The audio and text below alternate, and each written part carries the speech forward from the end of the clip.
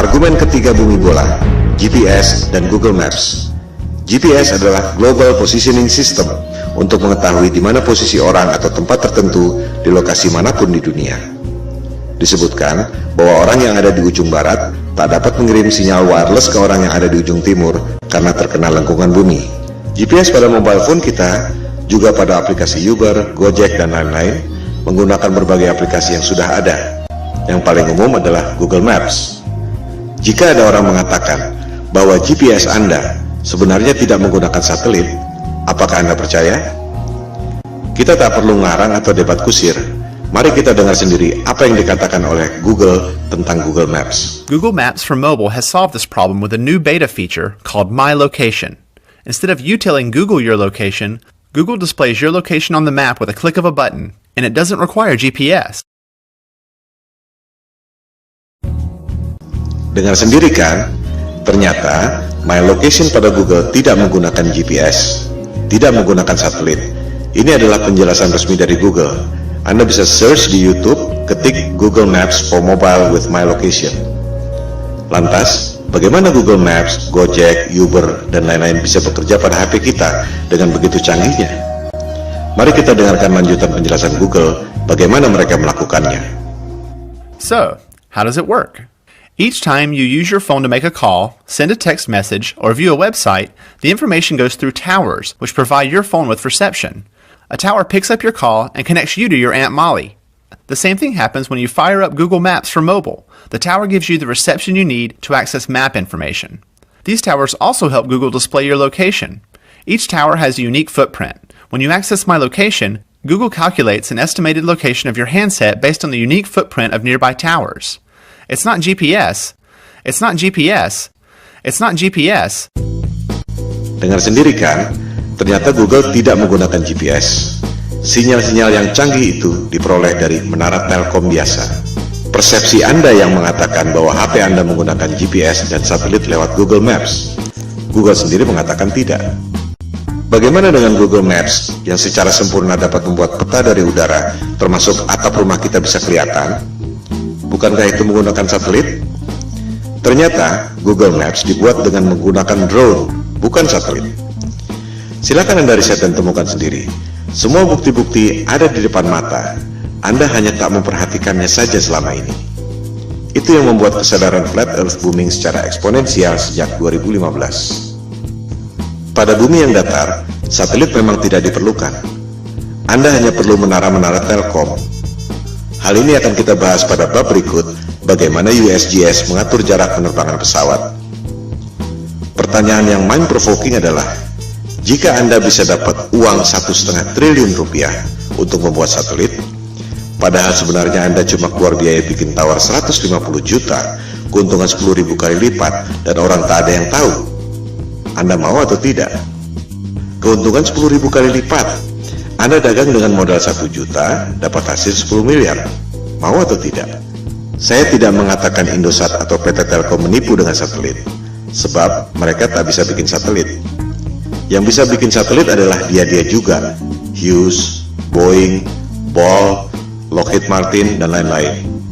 Jika ditelusuri lagi, perusahaan-perusahaan aerospace membuat satelit itu dimiliki oleh dia-dia juga. Kelompok 1% penduduk yang lebih kaya dari 99% penduduk dunia lainnya.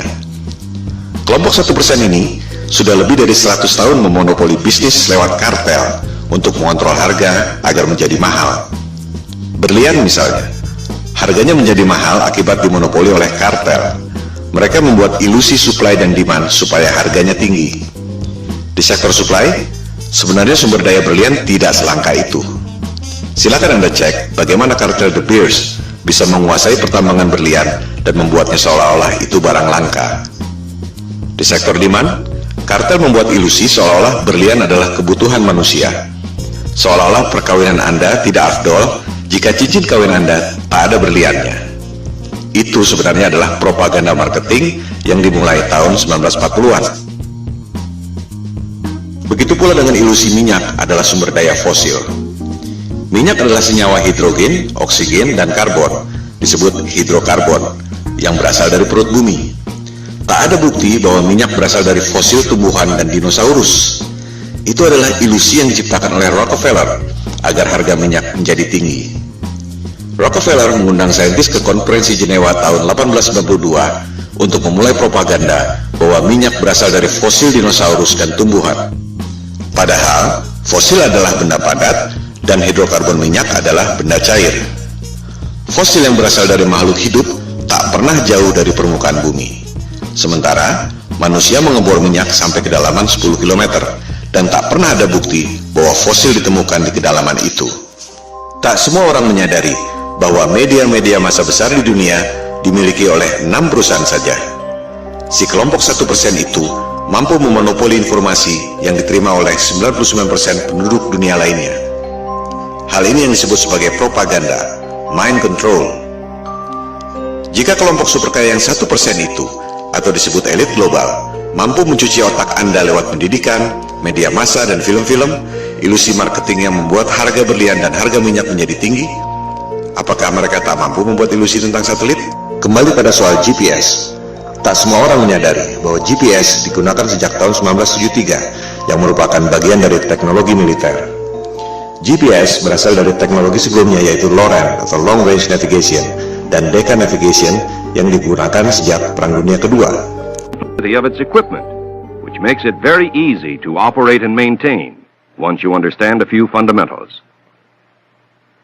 To provide worldwide coverage, the Omega system will use 8 VLF transmitting stations.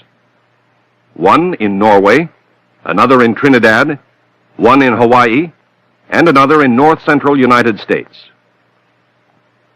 Of the remaining, one is in the Indian Ocean, another in the southern part of South America, one in the Tasman Sea area, and finally, one in the Western Pacific. Apa yang membuat Anda berpikir bahwa dunia militer yang didesain buat perang membela negara tiba-tiba jadi malaikat yang menolong umat manusia di negara-negara lain dengan memberikan teknologi gratis? Disinilah jelinya the global elites yang sudah lebih dari 100 tahun memperoleh profit dengan cara menipu orang, scam, money laundering, transaksi fiktif, you name it. Demikian halnya dengan NASA. Apa yang membuat Anda berpikir bahwa NASA adalah badan eksplorasi yang bekerja untuk kepentingan dunia? Siapakah NASA? Coba kita lihat keterangan di webnya sendiri. Jelas ditulis di situ bahwa tujuan pembentukan NASA tahun 1958 adalah berkaitan dengan Perang Dingin, di mana Rusia berhasil meluncurkan Sputnik tahun 1957. Majalah Times menjelaskannya lebih gamblang. Judulnya, Alasan yang Menyedihkan Tapi Familiar tentang Pembentukan NASA. Disebutkan, tujuannya sangat membumi, yaitu office politics, bukan untuk kepentingan umat manusia di dunia. Budget NASA 2016 adalah 19,3 miliar dolar atau sekitar 256 triliun per tahun. Hasilnya, kebanyakan adalah propaganda CGI. Motivasinya, ada 256 triliun motivasi di situ. Bisnis adalah bisnis, di mana ada peluang, pasti banyak kepentingan. Bukan hanya pegawai-pegawainya, tapi juga kontraktor-kontraktor besarnya. Roket memang diluncurkan, tapi jika diperhatikan, arahnya tak pernah lurus ke atas, selalu melengkung dan akhirnya horizontal. Karena memang tak pernah lewat dari low Earth orbit, sekitar 500 km dari permukaan bumi. Seperti yang dikatakan Times tadi, tujuan pendirian NASA sangat membumi, yaitu office politics. Pertanyaannya, untuk politik dan kepentingan siapa? Seperti yang telah disebutkan di awal, persoalan flat earth ini bukan debat kusir, bukan omong kosong, bukan adu ego, bukan adu pintar, melainkan ada hal lain yang lebih fundamental yang sangat berhubungan dengan kehidupan kita. Pada pembahasan selanjutnya, di video-video berikutnya, kita akan membahas hal ini. Ilusi bumi berbentuk globe memang sengaja dibuat oleh para globalis atau biasa disebut elit global. Mereka lah yang membuat berbagai krisis, perang, termasuk menjauhkan manusia dengan ketuhanan lewat dogma-dogma sains modern dan ilusi bumi globe. Kita sebenarnya tak perlu bayar biaya telekomunikasi mahal-mahal, tak perlu bayar listrik mahal-mahal, tak perlu bayar bensin mahal-mahal. Teknologinya sudah ada dari tahun 1898, dibuat oleh manusia paling jenius yang pernah lahir di muka bumi, yaitu Nikola Tesla.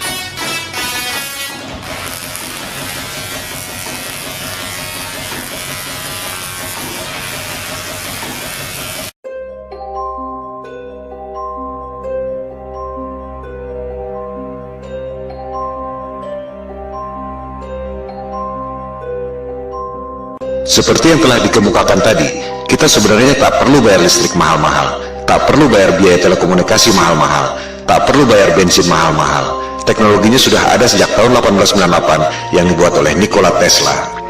Itu sebabnya ia dikucilkan oleh JP Morgan, salah satu pentolan elit global. Hal-hal seperti itulah yang dilakukan agar kelompok yang 1% itu bisa mengontrol 99% penduduk dunia lainnya. Berbagai manipulasi dan propaganda mind control dilakukan, seperti membuat ilusi supply dan demand, ilusi satelit, ilusi GPS, ilusi bumi berbentuk globe, ilusi bahwa mereka adalah kelompok adidaya yang sudah mampu melakukan eksplorasi ruang angkasa. Bangkitnya kesadaran flat earth merupakan ancaman bagi mereka. Oleh sebab itulah pemaparan ini diberi judul Konspirasi Bumi Datar. We don't have time for a meeting of the Flat Earth Society. Soal foto-foto CGI, satelit, dan GPS yang sudah kita bahas adalah soal teknologi, belum masuk pada sains yang sebenarnya. Kita akan membahas pada episode berikut. Sementara ini, kita tutup argumen GPS dan Google Maps dengan fakta bahwa Google Maps dan GPS tidak menggunakan satelit, melainkan menggunakan menara telkom biasa.